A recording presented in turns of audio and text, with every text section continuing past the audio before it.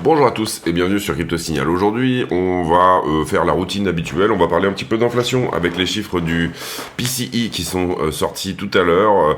Et puis voilà, sinon on va faire la routine habituelle, c'est-à-dire technique, fondamentale et sentiments sur Bitcoin, Ethereum et Total 3. Allez, intro.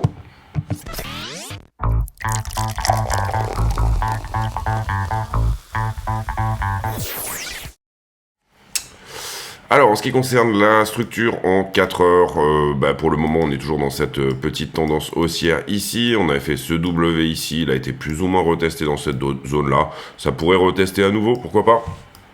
Maintenant pour moi, on va dire qu'on est sur une continuation de tendance haussière, en tout cas sur la 4 heures. On a des petits soucis à passer ce point-là, c'est-à-dire 71,3.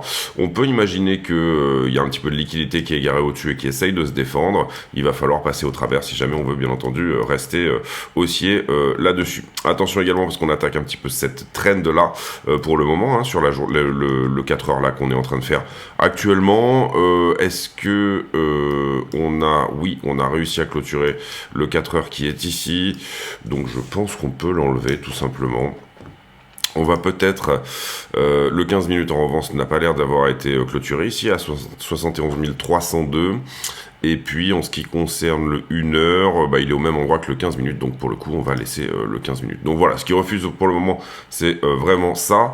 Attention éventuellement à ce genre de top en diamant, comme ceci par exemple, et ensuite retour ici en bas, retour sur trend ou retour en bas. Ça, c'est un petit peu la configuration baissière s'il y en a. On va aller voir sur les liquidités si vraiment on est là-dedans. Pour le moment, vous voyez que on est quand même peut-être ici en train de pas nécessairement perdre quelque chose, mais si c'est possible qu'on soit en train de perdre quelque chose. Ici, vous le voyez sur cette trend, notamment le retest qui aurait lieu ici.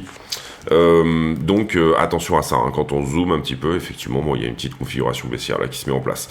Ce qu'on voudrait, dans tous les cas, c'est plus ou moins casser la distribution qui est celle-ci, avoir une continuation haussière encore une fois.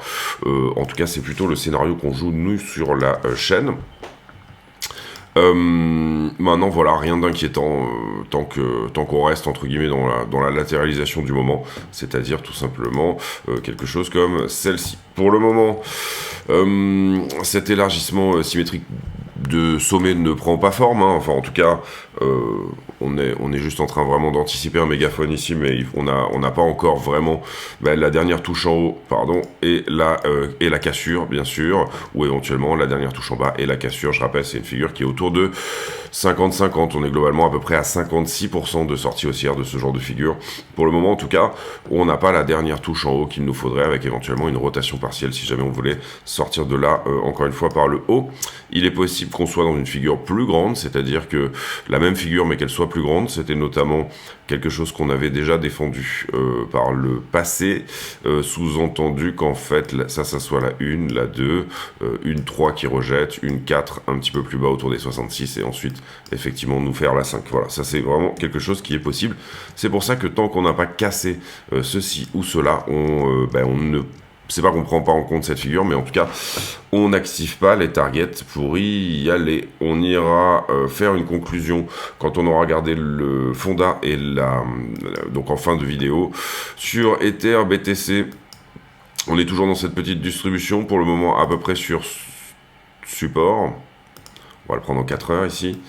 Pour le moment sur support, on avait réussi à casser ça, mais bon, ça on en a déjà parlé hier. Pour le moment, voilà, difficile de dire comment on descend. En tout cas, on avait peut-être ici cassé un premier quelque chose, mais vous voyez qu'on continue ici à descendre. Quand je dis sur support, c'est une zone de support dans sa globalité, mais en ce moment, on a plutôt un Ethereum qui saigne par rapport à BTC, contrairement au reste des altcoins. Donc ça, c'est bien évidemment à mettre en avant.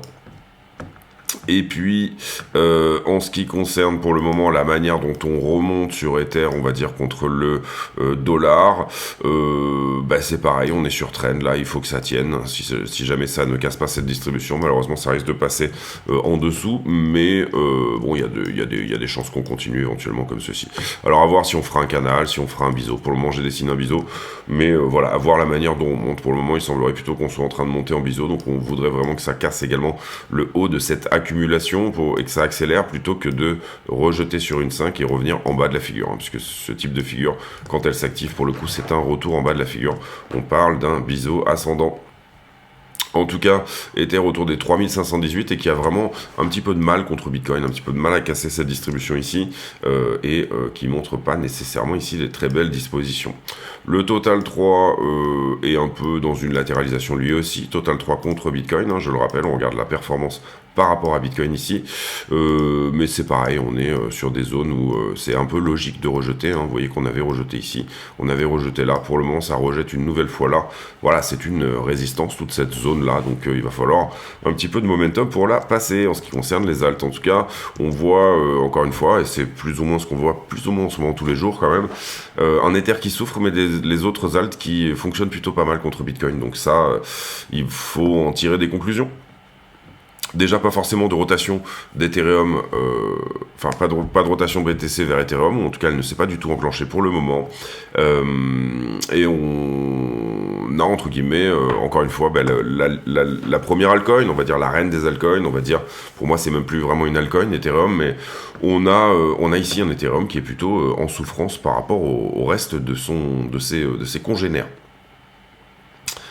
En ce qui concerne le fondamental, le développeur de Tornado Cash qui on demande contre lui une peine de 64 mois de prison. Donc ça pose des questions hein, quand vous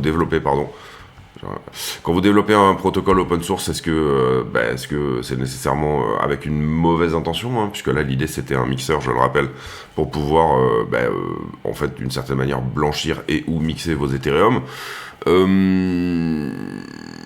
Et il y a une certaine nécessité à faire ça dans la crypto, c'est-à-dire à anonymiser vos cryptos, y compris, on va dire, sur cette idée que vous voulez pas tout simplement que quelqu'un sache quelle est l'adresse qui a payé telle ou telle chose. Donc il y aura forcément une nécessité à refaire quelque chose de l'ordre de Tornado Cash, mais qui soit peut-être un peu plus traçable. Mais en tout cas, ça pose des questions, effectivement. Ça, on en avait parlé hier, je crois. Les afflux sur les ETF hier, qui étaient de 178 millions. C'est de la data provisoire, je vais voir si la finale est sortie. Oui, la finale est à 182, donc on n'était pas loin du compte ici avec nos 178. Donc des afflux, hein, des entrées nettes. On voit globalement que c'est iBit qui a pris 100 millions, donc BlackRock et GBTC. On est sur des très faibles sorties par rapport à ce qu'on a vu dernièrement, à savoir une centaine de millions de sorties sur Grayscale. Sam Bankman-Fried qui prend 25 ans de prison, donc ça c'est bien. Oula, je vois une petite flush là, on va regarder sur BTC en même temps, on va regarder juste après. Ensuite, Ethereum Name Service qui met aussi en marche, on l'avait vu ça pour Ethereum, en plus des Ethereum Name Service, Google met en marche la visibilité sur les adresses crypto, sur les réseaux Bitcoin, Avalanche, Optimism, Arbitrum, Polygon et Phantom. Et je rappelle que tous les bénéfices de la chaîne sont reversés à mécénat, chirurgie cardiaque. Donc du coup, n'hésitez pas à vous affilier avec les liens de la chaîne, etc. Et tout ce qui en suit pour tout simplement aider tout ça. On voit que les alts sont en train de saigner tout simplement parce que Bitcoin nous donne ici un petit flush vers le bas. Alors c'est pas non plus incroyablement énorme, mais on va le regarder ici en 5 minutes. Voilà, une petite perte ici de 1000 dollars en quelques minutes, à peu près une petite quinzaine de minutes. Donc, est-ce qu'on perd vraiment quelque chose? Pas vraiment, hein. On voit que le support ici est à 68,5. Peut-être venir manger un petit peu dans cette boîte de liquidité là. En tout cas, effectivement, pour le coup, on perd la traîne de jaune et ça, c'est pas forcément nécessairement une très bonne nouvelle. Vous la voyez ici. Celle-ci là, celle que je vous ai montré en début de vidéo. Bon, on a vu la cassure, le retest et ensuite ça accélère une fois que ça a retesté. Où est-ce qu'on se dirige? On va le voir dans la liquidité, je pense. On va essayer de trouver des points où ça pourrait éventuellement rebondir. Wall Street Journal, pas grand-chose d'intéressant, on va passer là-dessus. Pareil, on va passer ici. Nouveau record d'Open Interest avec 38 millions de dollars. DogFiWatt qui devient le 3e plus gros meme coin. Ouais. Bitcoin qui pourrait attirer 1 trillion des institutions dans ce Raging Bull Market. Ici, on passe aussi pas grand-chose d'intéressant. Ici, vous le voyez, la métrique préférée de la Fed qui ralentit pendant que les dépenses rebondissent. En gros, oui, on a eu un PC aujourd'hui, alors je sais pas si je vais le trouver directement si je fais ça. 28-29, oui. On a eu un PC qui était à peu près au consensus, très légèrement en dessous en ce qui concerne le personal income. Vous voyez qu'effectivement, les dépenses des ménages ont rebondi. Consensus à 0,5 et on est sur du 0,8, donc ça c'est peut-être pas trop une mauvaise chose. Et puis également PCE Price Index 0,3 au lieu de 0,4, donc on est légèrement en dessous. Tout cela est plutôt bullish, en tout cas si on veut bien évidemment une inflation qui ralentit et que la Fed puisse également faire une coupe sur ses taux. Je pense qu'on a fait le tour ici c'était assez rapide hein, sur la news parce qu'il n'y a pas grand chose. On va désormais faire les liquidités. Donc en termes de liquidation, on est sur une journée à 141 millions, donc c'est pas beaucoup. On a liquidé surtout du long, 51 millions, donc un tiers sur Bitcoin plus Ethereum, 55 millions. Vous voyez que la map est verte, donc on a liquidé plutôt des longueurs. En ce qui concerne le carnet d'ordre,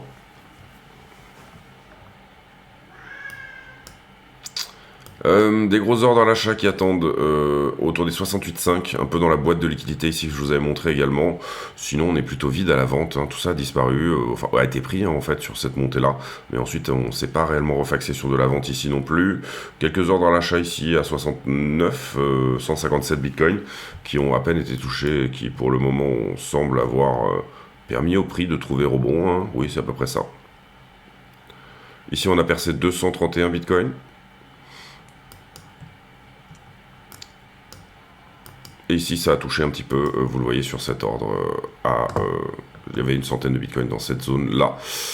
On est vendredi, est-ce que le cote est sorti ? 19, non, on n'a pas eu le cote pour le CME, dommage, il va sortir dans la journée probablement. Ensuite, en ce qui concerne les leviers, si on traverse ce niveau-là, ça serait plutôt propre pour être allé toucher les deux niveaux qu'on avait mis en avant hier. Effectivement, on est probablement sur des ATH d'Open Interest.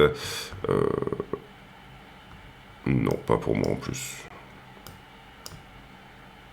Non, très légèrement en dessous en ce qui me concerne. Mais bon, voilà. Bon.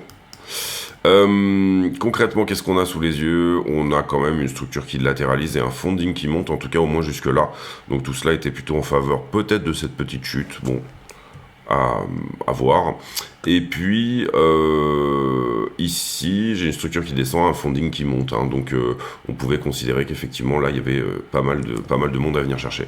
Donc on va enlever celui-ci, on va considérer que celui-là n'a pas été pris là-dedans, et on a eu là une belle cascade de liquidation. On va aller voir par ailleurs si éventuellement on a des choses à regarder sur iBlock.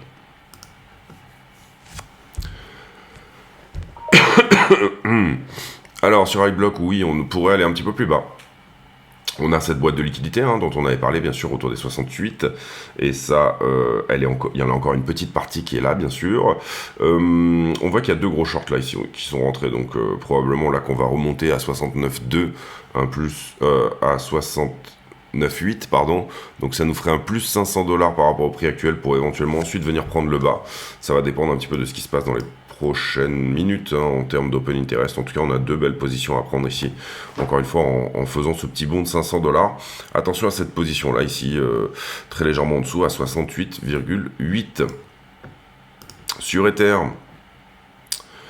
Ether un petit peu suivi aussi, il est venu croquer la petite boîte de liquidité qui était juste ici. Plus grand chose à prendre sur Ether, hein. On a assez peu d'open interest en ce moment, assez peu de long, mais vous voyez qu'il suit Bitcoin hein, quand Bitcoin corrige. Et on a quelques shorters qui sont rentrés également sur ce mouvement-là à venir chercher également. Vous voyez que sur Ether, le delta est plutôt en faveur des shorters. Sur Bitcoin, il est plutôt en faveur des longueurs, et ce en raison de cette boîte de liquidité sous 68 hein, également. Est-ce qu'on va venir chercher sous 68? C'est un petit peu la question. Ou alors est-ce qu'on se reprend ici? C'est à voir, hein, sincèrement. On va regarder sur la heatmap si on a un petit peu plus de visibilité. Sur la 7 jours, donc la heatmap c'est les points chauds de liquidité à venir chercher également. Oui, on a quand même cette jolie boîte ici autour de 68 000 $, peut-être à venir prendre le bas une fois hein, pour venir corriger 68 tout pile hein, à peu près à venir chercher, et bien sûr cette jolie boîte de liquidité au niveau des shorters en face. J'ai pas regardé le funding à combien on était, je pense qu'on est autour des 0,4, 0,033. Donc c'est un funding un peu trop positif, mais on n'est pas non plus sur des zones où en général on déleverage littéralement. Maintenant, assez peu d'open interest, hein, vous le voyez que là, avec quand même une action de prix qui bouge un petit peu, hein, on perd 1000 $ en 15 minutes, donc c'est pas rien, eh bien, on fait pas non plus des liquidations incroyables. Et c'est ce qu'on voit aussi, hein, d'une certaine manière, sur Lightmap. Et le reste, c'est-à-dire, bon, bah, on est peut-être sur des zones où Bitcoin ne force pas l'intérêt, entre guillemets. Sur Ether, bah, vous voyez qu'on a beaucoup plus à prendre en haut, hein, 3007, et j'ai dit Hitler? Non, j'ai pas dit Hitler, j'ai dit Ether. Ether ne l'a pas fait. Et donc oui, voilà, on voit très bien les boîtes de liquidité ici, hein, 3004, 3005 à peu près pour la boîte de liquidité en bas, et 3710, 3720 pour la boîte de liquidité qui se trouve en haut. Alors, la perte de cette trend, donc pour conclure, on fait la conclusion de la vidéo là, la perte de cette trend n'est pas nécessairement une très bonne nouvelle. Encore une fois, ce qu'on veut, nous, ou en tout cas ce en quoi on veut ce qu'on voudrait voir, hein, pour une hausse assez rapide, c'est une trend qui s'accélère. Et là, vous voyez qu'on est en train de perdre les accélérations de cette trend. C'est-à-dire qu'ici, on avait perdu la orange, et ça s'est fait hier. Aujourd'hui, on perd la jaune. Donc voilà, on est peut-être sur un mouvement qui va latéraliser pendant un petit peu plus longtemps, soit pour effectivement venir prendre cette boîte de liquidité à 68, soit potentiellement pour retoucher à nouveau cette trend. À minima, on dit pour l'instant la retoucher. Ce que ça voudrait dire, c'est qu'on ait trouvé un top local ici sur ce mouvement. Et une correction en flat éventuellement, c'est-à-dire une A, une B et là peut-être une C pour pouvoir repartir. Pour le moment, pareil difficile de dire qu'on n'ira peut-être pas dans cette boîte-là, c'est-à-dire pas venir prendre le bas, hein, donc c'est tout cela est plutôt baissier, en tout cas de ce qu'on en voit. Il faudra casser cette distribution pour éventuellement ne pas avoir à retourner en bas. Je trouve pas qu'elle soit énorme, cette boîte de liquidité. Elle était énorme et on en avait parlé quand on était par ici. Quand on a fait cette raquette de liquidité ici, un peu dans les deux sens. Là, pour le coup, elle était assez conséquente vraiment, puisque en fait, elle s'étendait, hein, sur beaucoup plus de monde à venir chercher. Là, bon, pour le moment, il y avait peut-être un peu trop de bons sentiments ici, hein. Vous voyez que sur la descente, là, on a un funding qui augmente, donc c'est jamais une très bonne chose, hein. Et là, la structure, bien sûr, vient chercher ses longueurs. Voilà, on va voir comment ça se met en place. Est-ce que ça nous dit, en fait, une sorte d'épaule, tête-épaule inversée comme ceci en surface pour casser éventuellement ce point-là? Ou, bien évidemment, hein, on peut aussi refuser, aller à 60, 62 000 $, il n'y a aucun problème avec ça. Pour le moment, en tout cas, tant qu'on tient ça, et tant qu'on tient cette structure haussière, c'est-à-dire que, malheureusement, on peut pas dire qu'on passe baissier tant qu'on ne passe pas sous 62 à ce stade, et ce qui nous mettrait en forme une structure baissière plus importante, hein, d'accord, ça serait ça l'idée, c'est-à-dire quelque chose qui nous donne une A, une B, et ensuite une C vers le bas. Personnellement, je reste toujours en scénario privilégié sur le scénario haussier, c'est-à-dire celui qu'on va venir faire un nouvel ATH et qu'on va venir casser le top. Pour ça, les signaux, ils sont relativement simples. Tenir ça. Pour le moment, il semblerait que ça soit plutôt le cas. On va peut-être même bientôt pouvoir mettre un support ici à peu près dans cette zone-là. On va voir ici si c'est le cas encore une fois. Peut-être même dans celle-ci. En une heure. On va voir ici, pour le moment on attend de voir un petit peu comment ça se met en place. Derrière en revanche c'est pas très bien qu'on perde le momentum à la hausse, on aurait préféré que ça continue tout de suite, c'est-à-dire que ça tienne la ligne orange, mais voilà, à voir ce qu'on construit derrière. Dans tous les cas, le signal de perdre ça serait bien entendu très mauvais, ça veut dire éventuellement revenir par exemple sur cette zone-là, 66,8, c'est-à-dire, comme je le disais tout à l'heure, peut-être donner une figure plus grande dans cette espèce de mégaphone qu'on est peut-être potentiellement en train de construire. À l'inverse, bien sûr, venir péter 71,3 va provoquer une accélération assez monstrueuse, parce que désormais, ça fait 3 fois que c'est un endroit qui nous repousse, donc on peut imaginer que si on arrive à passer ce point-là, qui pour le moment on rejette, hein, encore une fois, donc là il y a de l'argent, il y a des gens qui ont de l'argent et qui arrivent à défendre, si on arrive à casser tout simplement ce niveau-là, une accélération parce que on sera dans la cascade de liquidation qui peut assez rapidement nous emmener aux 75 000 $. Globalement ici ça devrait aller assez vite si on arrive à casser le niveau, hein. En général c'est plutôt ce genre de, on va dire de setup où on a une résistance qui veut pas casser, bah, au moment où elle casse, du coup il y a une très forte accélération, tout simplement parce que on a beaucoup de monde qui est garé au-delà, c'est-à-dire des stops shorters, mais également des liquidations shorteuses. Donc du coup en général quand ça remonte, bah, c'est de l'achat forcé, hein, puisque quand vous clôturez un short, vous êtes obligé de pratiquer un acte d'achat, puisque le short c'est de la vente à découvert, c'est-à-dire que vous vendez avant d'avoir acheté. Donc quand vous clôturez une position short, vous pratiquez un acte d'achat, ce qui fait bien sûr monter le prix. Voilà les amis, j'espère que cette vidéo vous a plu. Si c'est le cas, n'hésitez pas à le dire. Désolé, j'ai fait rapide aujourd'hui parce que je suis relativement malade et pris du nez, etc. Mais voilà, c'est pas plus mal des fois aussi d'aller à l'essentiel. On se retrouve demain pour une nouvelle vidéo. D'ici là, portez-vous bien. J'ai pour habitude en fin de vidéo de poser une question à la con, c'est-à-dire une question qui n'a rien à voir avec le prix du Bitcoin, mais qui nous permet de converser de choses et d'autres. Et la question du jour... elle sera sur est-ce que vous avez des habitudes de grignotage ou pas du tout. Donc grignotage entre les repas, est-ce que c'est quelque chose que vous faites ou alors pas du tout. Je vous laisse là-dessus, c'était vraiment une question à la con. On se retrouve demain pour une nouvelle vidéo, d'ici là portez-vous bien, ciao ciao.